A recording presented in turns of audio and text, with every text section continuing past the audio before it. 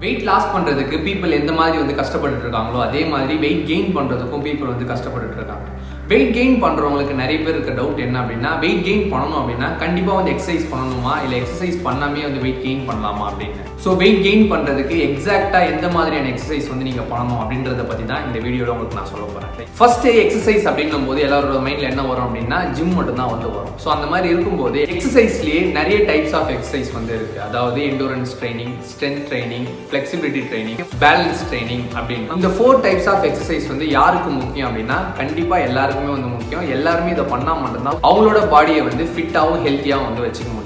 இருந்தாலுமே ஒவ்வொரு எக்ஸசைஸும் ஒவ்வொரு கேட்டகரி ஆஃப் பீப்புள் வந்து பண்ணணும். எண்டூரன்ஸ் ட்ரைனிங் எது ரிலேட்டட் அப்படின்னா ஏரோபிக்ஸ் ரிலேட்டட். அதாவது உங்களோட ஹார்ட் ரேட்டை வந்து நீங்க இம்ப்ரூவ் பண்ணணும் அப்படின்னாலும் சரி, உங்களோட பிளட் சர்க்குலேஷனை வந்து நீங்க இம்ப்ரூவ் பண்ணணும் அப்படின்னாலும் சரி, ரெஸ்பிரேட்டரி ஃபங்க்ஷன் இது எல்லாமே வந்து இம்ப்ரூவ் ஆகணும் அப்படின்னா எண்டூரன்ஸ் ட்ரைனிங் வந்து ரொம்பவே ஹெல்ப்ஃபுல்லா இருக்கும். ஸ்ட்ரென்த் ட்ரைனிங்னா என்ன அப்படின்னா ஜிம் போயிட்டு வெயிட் லிஃப்ட் பண்றோம் அப்படின்னா அது எல்லாமே வந்து ஸ்ட்ரென்த் ட்ரைனிங்ல வந்து வரும். ஸ்ட்ரென்த் ட்ரைனிங்க்கு இன்னொரு நேம் என்ன அப்படின்னா ரெசிஸ்டன்ஸ் ட்ரைனிங். அதாவது நம்ம பாடி வெயிட்டை வந்து யூஸ் பண்ணி நம்ம பண்ணோம் அப்படின்னா அது வந்து ரெசிஸ்டன்ஸ் ட்ரைனிங். ஃபிளெக்சிபிலிட்டி ட்ரைனிங் வந்து யாருக்கு ஹெல்ப்ஃபுல்லா இருக்கும் அப்படின்னா நார்மலா எல்லாருமே வந்து ஸ்ட்ரெச்சஸ் பண்ணி அவங்களோட பாடியை வந்து ஃபிளெக்சிபிலிட்டியா வச்சுக்கிறது தான் அந்த ஃபிளெக்சிபிலிட்டி ட்ரைனிங். பேலன்ஸ் ட்ரைனிங் அப்படின்னா வேற ஒண்ணுமே இல்லை, ஏஜ்டு பர்சனா இருக்காங்க அப்படின்னா அவங்க வந்து ப்ராப்பரா நடக்கணும் அப்படின்னா அந்த மாதிரி இருக்க பீப்புளுக்கு வந்து இந்த பேலன்ஸ் ட்ரைனிங் வந்து ரொம்பவே ஹெல்ப்ஃபுல்லா இருக்கும். இந்த மாதிரிலாம் எக்ஸசைஸ் வந்து இருக்கும்போது வெயிட் லாஸ் பண்றவங்களா இருந்தாலுமே சரி இல்ல வெயிட் கெயின் பண்றவங்களா இருந்தாலுமே சரி எந்த மாதிரியான எக்ஸசைஸ் எந்த மாதிரி டைம் பண்ணணும் அப்படின்றது வந்து ரொம்பவே முக்கியம். வெயிட் கெயின் பண்ற பீப்புளுக்கு எல்லாருக்குமே இருக்க ஒரு கஷ்டம் என்ன அப்படின்னா அவங்களோட மெட்டபாலிக் ரேட் வந்து ரொம்பவே அதிகமா இருக்கும். சோ எந்த ஒரு ஃபுட் எடுத்தாலுமே அவங்க ஈஸியா டைஜஸ்ட் பண்ணிடுவாங்க. வெயிட் கெயின் பண்றதுக்கு ரொம்பவே கஷ்டப்பட்டு இருப்பாங்க. அவங்க என்ன பண்ணணும் அப்படின்னா ஒரு நாளைக்கு எவ்வளவு கேலரிஸ் வந்து தேவைப்படுதோ அந்த கேலரியை விட அதிகமா வந்து எடுத்துட்டு வந்தா மட்டும்தான்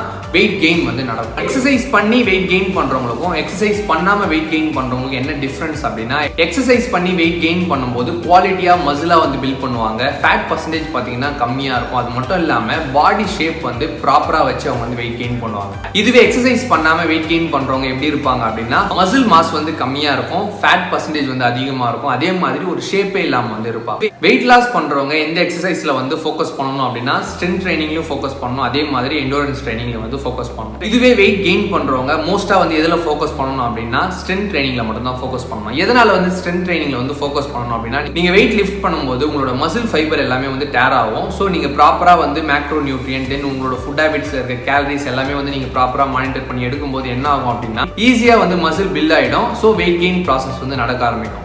நிறைய பேர் பண்ற மிஸ்டேக்ஸ் என்ன அப்படின்னா எக்ஸசைஸ் எந்த மாதிரியான எக்ஸசைஸ் பண்ணணும் அப்படின்றது தெரியாமையே பண்ணிடுவாங்க. ஸோ எந்த மாதிரி எக்ஸசைஸ் பண்ணணும் அப்படின்றத தெரிஞ்சு ஃபாலோ பண்ணா மட்டும்தான் அவங்களுக்கான ரிசல்ட்ஸ் வந்து அவங்களுக்கு கிடைக்கும். ஒரு எக்ஸாம்பிள் சொல்லணும் அப்படின்னா எண்டூரன்ஸ் ட்ரைனிங் வந்து ஒரு 1 hour பண்றாங்க அப்படின்னா ஒரு 200 to 300 கேலரிஸ் வந்து பர்ன் ஆகும்.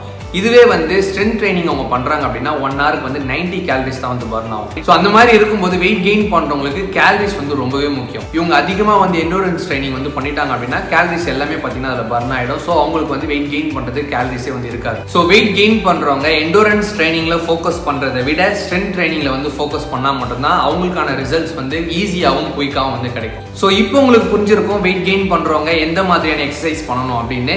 இந்த வீடியோ உங்களுக்கு யூஸ்ஃபுல்லா இருந்தது அப்படின்னா உங்க க்ளோஸ் ஃப்ரெண்ட்ஸ் அண்ட் வந்து மறக்காம ஷேர் பண்ணிடுங்க. ஃபர்ஸ்ட் டைம் நம்ம சேனல் நீங்க வந்திருந்தீங்கன்னா கீழ இருக்க ரெட் கலர் சப்ஸ்கிரைப் பட்டன் தொட்டு சப்ஸ்கிரைப் பண்ணிக்கோங்க. அது பக்கத்துல இருக்க பெல் ஐகானையும் கிளிக் பண்ணிக்கோங்க. அப்பதான் நான் எந்த ஒரு வீடியோஸ் போட்டாலுமே உங்களுக்கு நோட்டிபிகேஷன்ஸ் வரும். நீங்க என்னோட கைடன்ஸ்ல உங்களோட ஹெல்த் அண்ட் ஃபிட்னஸ் கோலை வந்து ரீச் பண்ணணும் அப்படின்னு சீரியஸா இருந்தீங்கன்னா கீழ டிஸ்கிரிப்ஷன்ல என்னோட கான்டாக்ட் இன்ஃபர்மேஷன் வந்து நான் கொடுத்துருக்கேன். நீங்க என்ன கான்டாக்ட் பண்ணுங்க. நீங்களும் உங்க ஃபேமிலி மெம்பர்ஸ் நல்ல ஹெல்த்தியா ஃபிட்டா இருக்கிறதுக்கு நான் ஹெல்ப் பண்ணி கைட் பண்றேன். ஸோ எல்லாருமே ஹெல்த்தியா இருங்க, ஹாப்பியா இருங்க. தேங்க்ஸ் ஃபார் வாட்சிங்.